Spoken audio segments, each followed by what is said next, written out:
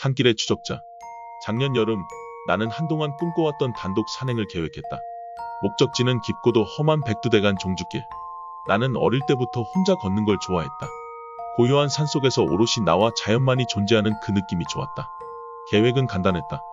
차량을 종착지에 세워두고 히치하이킹을 하든 버스를 타든 해서 출발지로 이동한 뒤 열흘 정도 걸려 돌아오는 것이었다. 쉽고 간단해 보였다. 처음 며칠은 계획대로였다.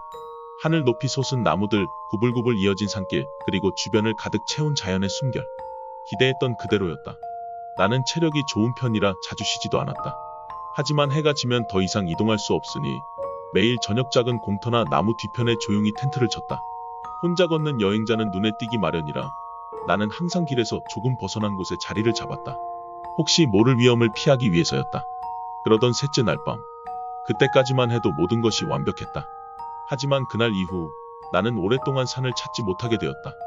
새벽, 정확히 몇 시였는지는 모르겠다. 문득 가슴이 답답한 느낌에 눈을 떴다. 뭔가 이상했다. 설명할 수는 없지만 그 본능적인 위화감. 직감적으로 무언가 잘못됐다는 걸 알았다.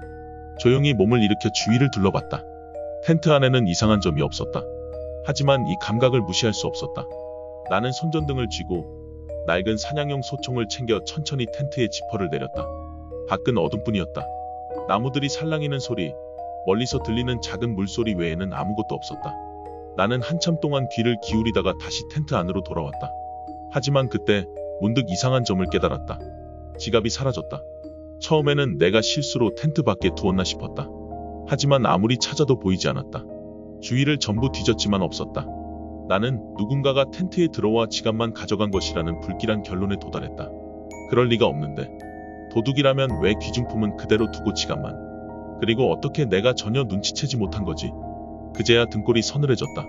그 후 며칠 동안 내 물건들은 조금씩 사라지기 시작했다. 라이터 1개, 작은 칼, 에너지바 몇 개. 처음엔 나 스스로를 의심했다. 내가 정신없이 챙기다가 어디 떨어뜨린 건가. 하지만 사라진 물건들의 종류를 떠올릴수록 확신할 수 있었다. 누군가가 내 짐을 뒤지고 있었다. 나는 점점 불안해졌다.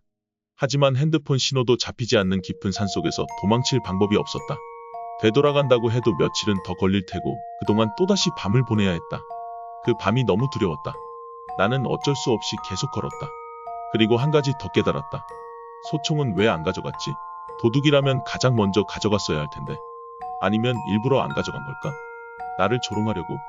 그날 밤 나는 텐트를 단단히 묶고 총을 손에 쥐고 버텼다. 하지만 피로는 이길 수 없었다. 결국 나는 잠들었다. 그리고 그날 이후 내게 악몽 같은 밤이 계속됐다. 낮에도 불안했다. 사방이 나를 감시하는 듯했다. 숲속에서 부스럭거리는 소리, 고개를 돌리면 사라지는 그림자, 심지어 환각까지 보이기 시작했다. 어느 날 나는 웅덩이를 밟았다. 발이 푹 빠지고 차가운 물이 스며들었다. 화들짝 놀라 발을 빼고 보니 땅은 바짝 말라 있었다. 물 한 방울도 없었다. 있을 수 없는 일이었다. 나는 점점 무너지고 있었다. 그리고 마지막 밤, 그날 새벽 나는 뚜벅뚜벅 바로 내 텐트 주위를 돌아다니는 발소리에 잠이 깼다. 손전등을 쥐고 총을 들었다. 심장이 미친 듯이 뛰었다. 소리는 가까웠다. 누군가 분명 바로 앞에 서 있었다. 나는 숨을 죽였다. 그리고 그 존재는 발소리를 내며 천천히 숲속으로 사라졌다. 그때 나는 결심했다. 더 이상 못 버틴다. 이곳을 떠나야 한다. 그날 나는 쉬지 않고 걸었다. 밤이 되어도 멈추지 않았다. 그저 앞으로, 앞으로. 숨이 턱끝까지 차올라도 멈추지 않았다. 그리고 새벽녘, 거의 다 왔다고 생각한 순간 뒤에서 접어. 나는 본능적으로 뒤돌아봤다.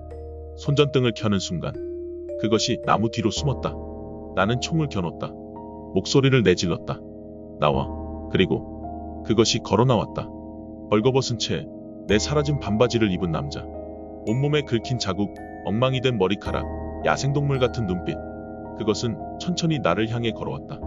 나는 경고 사격을 했다. 총소리가 울리자 그것은 그대로 숲속으로 뛰어들었다. 나는 망설이지 않았다. 미친 듯이 뛰었다. 차에 도착한 나는 문을 걸어 잠그고 경찰에 신고했다. 잠시 후 도착한 경찰은 단 한마디만 남겼다. 여기 오래 계시지 않는 게 좋겠습니다. 나는 대답조차 하지 않고 그곳을 떠났다. 그리고 그날 이후 나는 다시는 혼자 산에 가지 않았다.